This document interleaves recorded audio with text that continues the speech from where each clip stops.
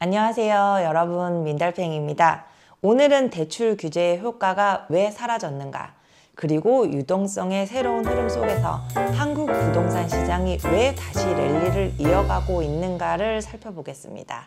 결론부터 말하자면 지금의 시장은 은행 대출 규제를 강화해도 안정화가 불가능한 구조로 진입했습니다. 그 이유는 간단합니다. 돈의 원천이 완전히 바뀌었기 때문인데요. 지난 23년, 24년, 그리고 25년까지 정부는 꾸준히 은행 대출 규제를 통해서 시장을 눌러왔습니다. 627 규제도 그 연장선이죠. 과거에는 이게 또 잘 먹혔습니다.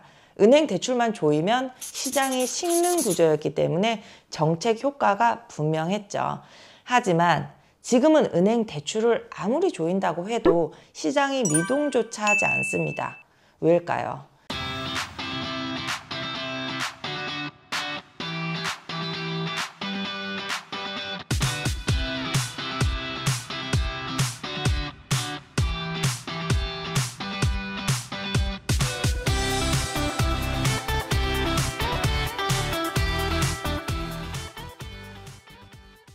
유동성의 공급원이 완전히 바뀌었기 때문입니다. 현재 가장 강력한 요인은 가족 간 대출, 즉 비은행 유동성입니다. 한국 자본주의 70년의 누적 자산이 이제 부모 세대에서 자녀 세대로 본격적으로 넘어가기 시작했고, 그 전달의 핵심이 아파트입니다. 이건 은행 규제와는 당연히 무관하죠. 더 무서운 건 이 현상이 특정 고자산 지역에서 더 뚜렷하게 나타나고 있다는 점입니다. 은행 대출을 막아도 시장이 돌아가는 이유가 바로 여기에 있습니다. 2020년 이후 또 다른 유동성 공급원이 생겼습니다. 바로 가상자산입니다. 지난 10년간 폭발적으로 팽창한 코인 시장에서 나온 돈이라는 거죠. 그리고 하나는 미국 주식입니다. 나스닥 130%와 S&P 70%의 상승, 개별 종목은 4배에서 5배 오른 것들도 허다합니다. 그리고 또 한 가지 기업 인센티브라고 볼 수 있는데요. 2024년 하이닉스 영업이익 40조에서 직원 인센 3조를 지급했습니다. 2025년 예상 영업이익은 80조 정도로 보면 인센 역시도 8조 정도로 볼 수 있습니다. 삼성전자도 비슷한 구조인데요. 이 두 회사 인센만 10조입니다. 은행 주담대 1년 증가분이 30에서 40조인데요. 기업 인센이 그중 상당 부분을 대체하는 셈입니다.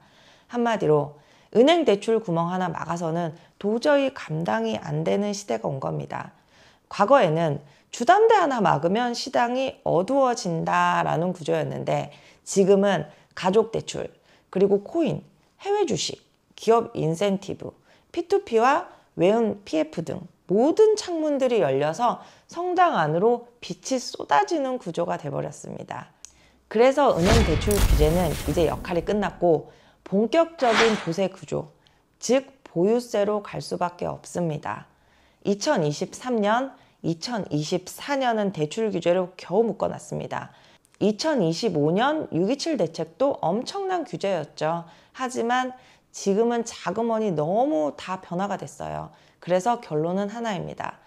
부동산 자금의 유입을 막으려면 보유세로 갈 수밖에 없다는 것인데, 이것이 시대적 흐름입니다.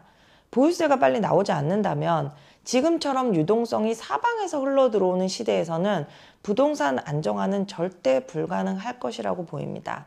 하지만 문제는 여기서 더 심각해집니다. 11호 대책이 먹힌 것 같다, 투기 수요가 줄었다라는 말들이 있는데, 이거는 거래 절벽 때문에 생긴 착시 효과일 뿐이고요. 본질적 안정과는 아무 관계가 없습니다. 일단 공급 대책 없음, 보유세 강화 의지 없음, 금리 인상 의지 없음이라는 것은 시장에서는 정부가 집값을 막을 의지가 없다, 이렇게 판단하고 유동성은 다시 부동산으로 올립니다. 최근 주담대 금리가 6%대로 올라갔죠. 2년 만의 일입니다.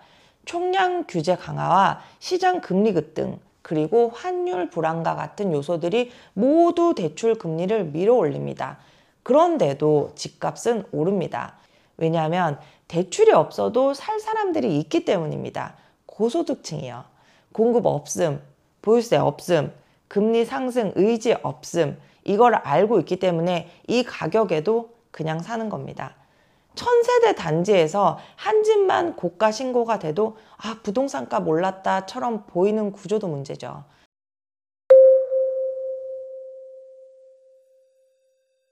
제가 늘 말하지만 시장은 결국 이렇게 말합니다. 폭발적 공급과 높은 보유세, 그리고 높은 금리, 이 세 가지가 동시에 지속이 될 때만 시장 안정화는 가능합니다. 근데 지금은 정책 주체가 이걸 쓸 의지가 없죠. 공급 카드 없음, 보유세도 없음, 금리 인상도 없음. 그러니 시장은 못 잡습니다. 현재 한국 부동산 시장을 랠리는 은행 대출이 늘지 않아도 다른 유동성이 폭발적으로 공급되기 때문입니다. 그래서 앞으로의 방향성은 명확합니다. 대출 규제의 약반은 끝났고 새로운 유동성 통로는 계속 확대될 것이며 보유세 강화 없이는 안정은 불가능하며 정부 의지 부족으로 시장 랠리 지속된다면, 즉 정책이 바뀌지 않는 한 한국 부동산 시장의 상승 모멘텀은 멈추지 않습니다. 오늘 제가 준비한 영상은 여기까지입니다. 현재 부동산 시장을 이해하시는 데 도움이 되셨길 바랍니다. 오늘 영상이 유익하셨다면 구독 한번 눌러주시고요. 저는 더 좋은 영상으로 다시 찾아오겠습니다. 감사합니다.